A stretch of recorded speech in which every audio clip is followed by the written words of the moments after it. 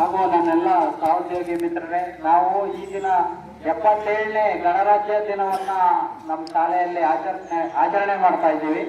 ಗಣರಾಜ್ಯ ದಿನ ಅಂದ್ರೆ ಒಂದು ದೇಶದ ಆಡಳಿತದ ಮುಖ್ಯಸ್ಥರನ್ನ ಆ ದೇಶದ ಜನರೇ ಪ್ರತ್ಯಕ್ಷವಾಗಿ ಅಥವಾ ಪರೋಕ್ಷವಾಗಿ ಆಯ್ಕೆ ಮಾಡುವ ಪದ್ಧತಿನ ನಾವು ಗಣರಾಜ್ಯ ಅಂತ ಕರಿತೀವಿ. ಅಂದ್ರೆ ಈ ದೇಶದ ಆಡಳಿತ ರಾಜನ ಕೈಯಲ್ಲಿರುವುದಿಲ್ಲ, ಜನರ ಪ್ರತಿನಿಧಿಗಳ ಕೈಯಲ್ಲಿರ್ತದೆ. ಇದನ್ನೇ ನಾವು ಗಣ ಅಂದ್ರೆ ಗುಂಪು, ರಾಜ್ಯ ಜನಗಳ ಗುಂಪಿನಿಂದ ಆಡಳಿತ ನಡೆಸುವಂತ ರಾಜ್ಯವನ್ನು ನಾವು ಗಣರಾಜ್ಯ ಅಂತ ಹೇಳಿ ಕರಿತೀವಿ.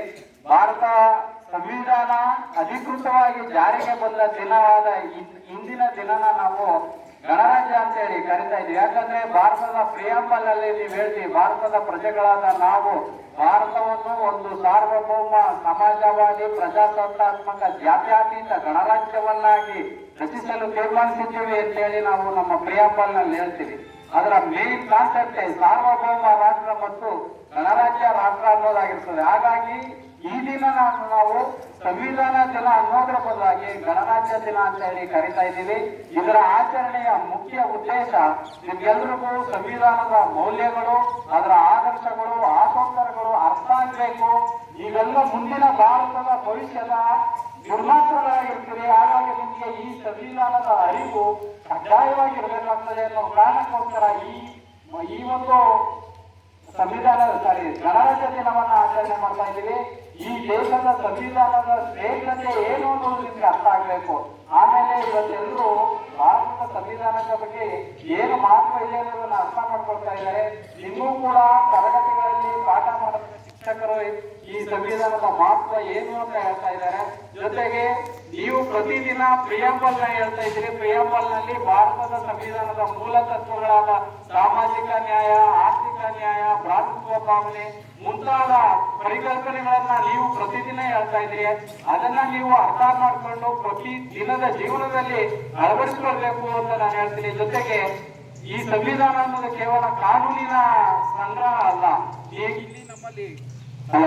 ಇಲ್ಲಿ ನಮ್ಮಲ್ಲಿ ಬ್ಲಾಕ್ ಬೋರ್ಡ್ ಮೇಲೆ ಹಿಂದೆ ಒಂದು ಸೆಂಟೆನ್ಸ್ ಬರ್ತಿದ್ವಲ್ಲ ನಾವು, ಅದೇನಂದ್ರೆ constitution is not a mere lawyer document, this is a way of life. ಅಂದ್ರೆ ನಮ್ಮ ಜೀವನದ ನಿರ್ದೇಶನವನ್ನ ನೀಡುವಂತ ಒಂದು ಸಂಸ್ಥೆ, ಒಂದು ಪುಸ್ತಕ ಅಂದ್ರೆ ಅದು ಸಂವಿಧಾನ. ನಿಮ್ಗೆ ಗೊತ್ತಿರಬೇಕು, ಭಾರತದ ಪ್ರತಿಯೊಬ್ಬ ಪ್ರಜೆಯ ತಲೆಯಲ್ಲಿ ಸಂವಿಧಾನದ ಜ್ಞಾನ ಇರಬೇಕು. ಪ್ರತಿಯೊಂದು ಮನೆಯಲ್ಲೂ ಸಂವಿಧಾನದ ಪುಸ್ತಕ ಇರಬೇಕು. ಪ್ರತಿಯೊಂದು ಮನೆಯಲ್ಲಿ ರಾಮಾಯಣ, ಮಹಾಭಾರತ, ಬೈಬಲ್, ಪುರಾಣ ಇರೋದಕ್ಕಿಂತ ಸಂವಿಧಾನ ಇರಬೇಕು. ಯಾಕಂದ್ರೆ ಅದು ನಮ್ಮ ಜೀವನವನ್ನ ಸಾರ್ವಜನಿಕವಾಗಿ ನಿರ್ದೇಶಿಸುವಂತ ಏಕೈಕ ಗ್ರಂಥ ಸಂವಿಧಾನ. ಜೊತೆಗೆ ಇವತ್ತು ದೇಶ ತುಂಬಾ ನಡೀತಾ ಇದೆ. ಏನಂದ್ರೆ ಒನ್ ನೇಷನ್, 1 ಎಲೆಕ್ಷನ್, 1 ನೋಟು, ಈ ತರ 1 ನೇಷನ್ ಕಾನ್ಸೆಪ್ಟ್ ತುಂಬಾ ಚರ್ಚೆಯಲ್ಲಿದೆ. ಆದ್ರೆ ನಾವು ನೀವು ಅರ್ಥ ಮಾಡ್ಕೋಬೇಕಾಗಿರುವಂತ ಅಂಶ ಏನು ಅಂದ್ರೆ 1 nation 1 feeling, that is nationality.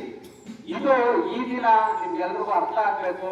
ಜೊತೆಗೆ ನಾವೆಲ್ಲ ಓದ್ಬೇಕಾದ್ರೆ ಹೇಳೋರು, ಜೀವನದಲ್ಲಿ ಒಂದು ಸಲ ಆದ್ರೂ ಯಾವುದೋ ಒಂದು ಗ್ರಂಥ ಹೇಳಿದ್ರು ನೀವು ಓದ್ಬೇಕು, ಶೇಕ್ಸ್ಪಿಯರ್ ನಾಟಕ ಓದ್ಬೇಕು, ಕುವೆಂಪು ಅವ್ರ ಕಾದಂಬರಿ ಓದ್ಬೇಕು. ಇಲ್ಲ, ನಾನು ಹೇಳ್ತೀನಿ, ಭಾರತೀಯರಾದ ಪ್ರತಿಯೊಬ್ಬರು ಜೀವನದಲ್ಲಿ ಒಂದು ಸಲ ಆದ್ರೂ ಸಂವಿಧಾನ ಓದ್ಬೇಕು.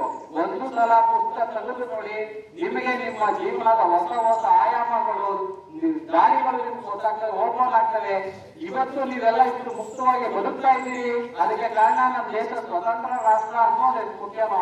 ಈ ಸ್ವತಂತ್ರವನ್ನ ಅನುಭವಿಸುವ ಅವಕಾಶ ಕೊಟ್ಟಿರುವ ಸಂವಿಧಾನ ಕೂಡ ಅಷ್ಟೇ ಮುಖ್ಯ ಆಗ್ತದೆ. ಅಂತ ಒಂದು ಸಂವಿಧಾನ ಜಾರಿಗೆ ಬಂದ ದಿನವನ್ನ ನಾವು ಇವತ್ತು ಸಂಭ್ರಮದಿಂದ ಆಚರಿಸ್ತಾ ಇದ್ದೀವಿ. ಇದು ಕೇವಲ ಶಾಲಾ ಕಾಲೇಜುಗಳು, ಸರ್ಕಾರಿ ಕಚೇರಿಗಳಲ್ಲಿ ಆಚರಿಸುವಂತ ಹಬ್ಬ ಅಲ್ಲ, ಪ್ರತಿಯೊಬ್ಬರ ಮನೆಯಲ್ಲಿ ಆಚರಿಸುವಂತ ಹಬ್ಬ ಇದು.